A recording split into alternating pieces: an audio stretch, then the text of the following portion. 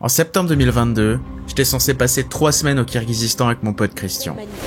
Les planètes se sont alignées pour que ça arrive pas et j'ai fini embarqué seul dans un road trip de 6000 bornes entre l'Europe et le Moyen-Orient. Ce concours de circonstances lunaires, c'est le plan C.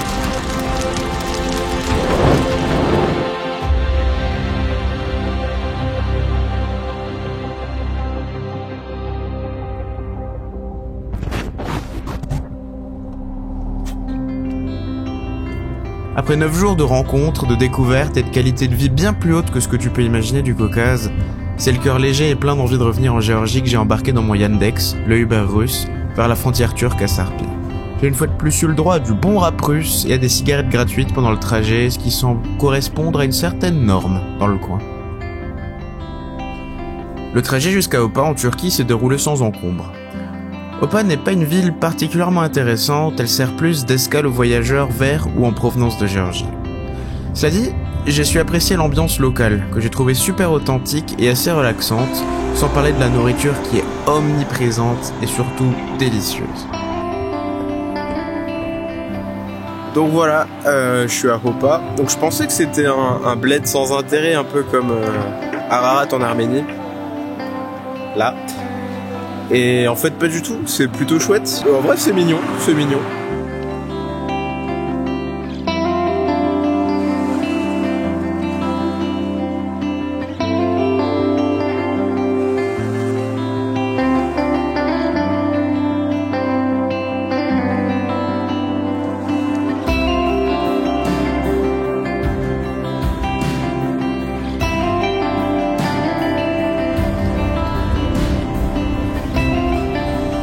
Ce monsieur moustachu, souvent représenté en portant ce chapeau tout en hauteur qu'on appelle kalpak, c'est Mustafa Kemal Atatürk.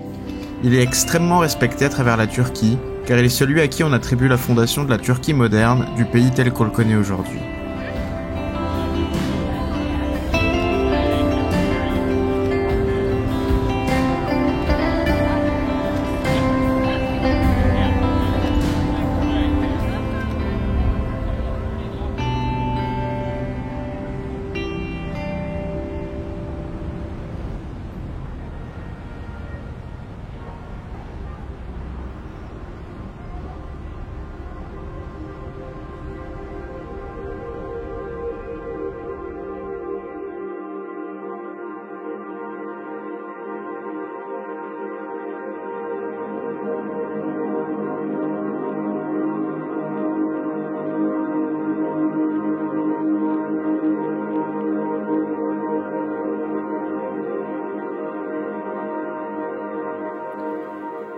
L'hôtel que j'avais choisi était sympa comme tout, mais ses couloirs ressemblaient tellement à un étage des backrooms que j'avais envie d'y tourner un court-métrage. Pas le temps pour ça malheureusement parce que dès le lendemain, départ vers Kars, à une demi-douzaine d'heures d'Hopa, dans les profondeurs de l'Anatolie orientale.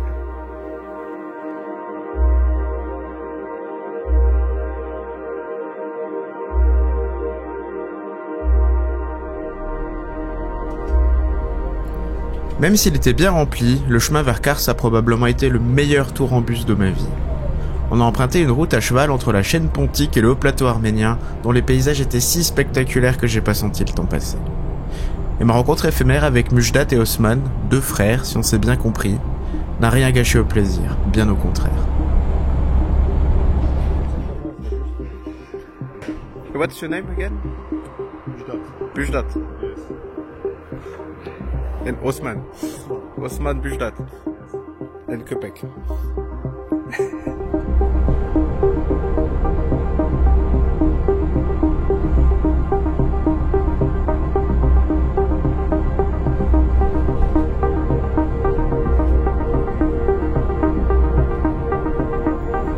On a ressenti une évolution drastique dans le type de paysage traversé. On a commencé par des vallées verdoyantes, entourées de petits sommets, qui sont ensuite transformés en paysages montagneux, très secs et escarpés, très inhospitaliers. Et lorsqu'on s'est approché de Kars, finalement, le paysage s'est soudainement aplati pour laisser place au haut plateau arménien, une espèce de large steppe jaunâtre qui s'étend à perte de vue jusqu'à l'Ararat et même plus loin encore.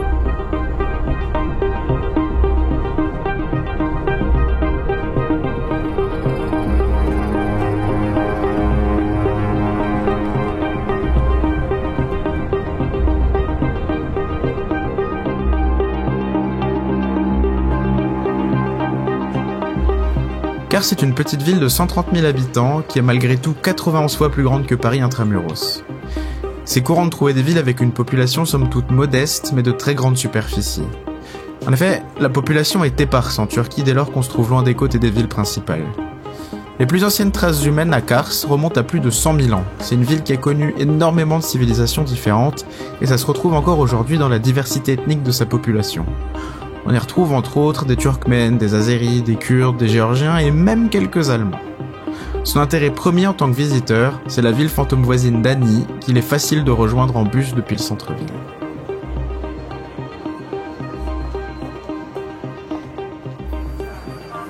J'ai trouvé le bus, finalement. C'est exactement là où c'était marqué sur internet, mais c'était tellement pas indiqué que j'ai dû faire confiance au gars de l'hôtel et c'était exactement ça en fait. Donc c'est parti pour Ani, ça va être intéressant je pense. Comme je viens de le dire, c'est bizarre cet arrêt de bus. En fait, il est notifié nulle part et l'info se transmet de bouche à oreille pour savoir où et quand ça se passe. C'est d'autant plus bizarre que c'est l'attraction principale du coin et que j'ai strictement rien trouvé d'autre, à part éventuellement un taxi, pour m'y rendre. Pour ceux que ça intéresse, le bus part du Antique Café en centre-ville à 10h du matin, il reste 2 heures sur Ani puis nous réamène dans le centre de Kars après pour une vingtaine de livres aller-retour, soit moins d'1 euro au taux de change actuel.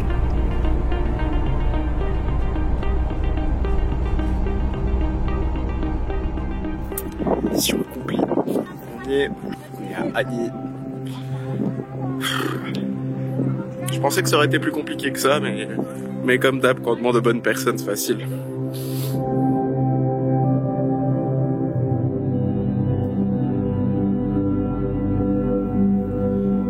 Ces couleurs, qui semblent avoir été sorties d'un film d'heroic fantasy, de façon très surprenante, ne sont absolument pas retouchées. C'est des images brutes de boîtier. Je sais pas trop comment l'expliquer, mais on ressent l'isolation et l'abandon en arpentant les chemins de terre d'Ani. Cette ville existe au moins depuis 4000 ans et a été comme Kars le théâtre de nombreuses conquêtes et reconquêtes à travers les âges. Elle regorge de très beaux exemples d'architecture arménienne et de la plus vieille mosquée du territoire turc. Au sommet de sa gloire, la cité fortifiée comportait pas moins de 50 églises. La ville a été abandonnée au XIVe siècle, après que les Karakoyunlu, une fédération tribale aussi appelée les Moutons Noirs turcomans, qui dominaient alors la région, aient déplacé leur capitale à Yerevan, en actuelle Arménie. L'histoire selon laquelle la ville aurait été détruite par un tremblement de terre en 1319 ne serait alors qu'un mythe.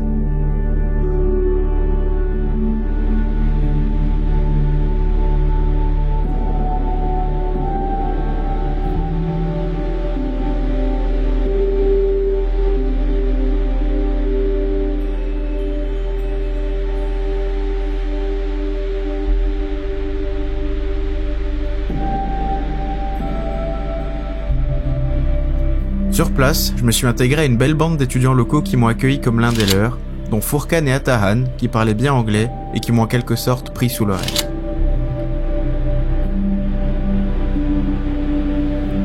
Au creux de cette vallée, on retrouve la frontière turco-arménienne marquée par le fleuve Achourian, un affluent de l'Araxe, qui marque lui-même la frontière irano-arménienne.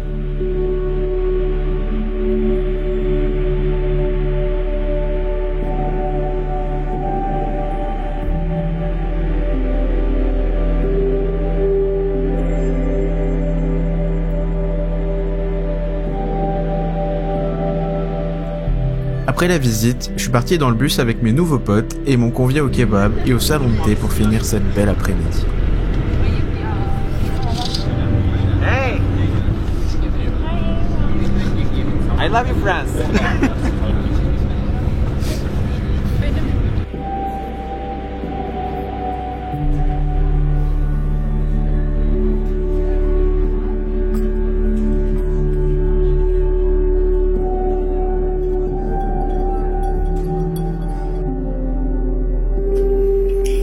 Comment dire que c'était une excellente journée aujourd'hui? Enfin voilà, plutôt satisfait. Maintenant que le soleil se couche, je vais en profiter pour aller au château de Kars. On m'a dit qu'il y avait une belle vue, que c'était idéal pour prendre des photos. Et là c'est l'heure idéale, en plus il fait méga beau. Donc c'est parti, on va au château de Kars qui est à 300 mètres de l'hôtel.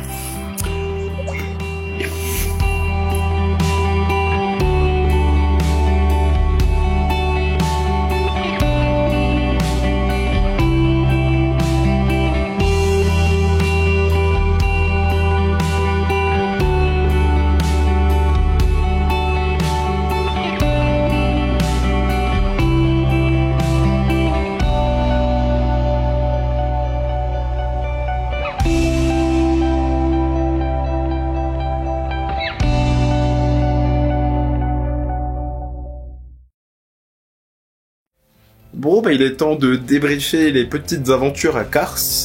Alors comment dire que c'était de nouveau hyper positif. Donc déjà aujourd'hui, il va partir à Annie, rencontrer plein de gens méga cool, et pour une fois qu'ils parlent anglais, ça fait plaisir, on a pu bien communiquer. C'était super sympa, ensuite ils m'ont invité au kebab, et ensuite on allait boire le thé ensemble dans un salon de thé. Franchement, c'était trop bien, les gens sont d'une bienveillance, sont gentils, sont contents de te découvrir et tout.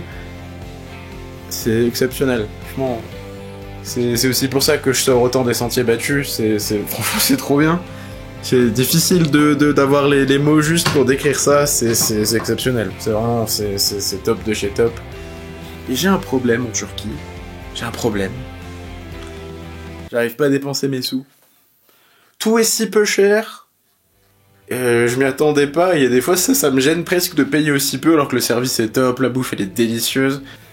Demain du coup je pars à Van, qui est une ville à 7 heures de route d'ici, un peu vers le sud, où il y a un beau lac, et apparemment il y a de jolies églises aussi un petit peu arméniennes sur le chemin, donc j'ai hâte de voir ça. Ça risque d'être drôlement sympa.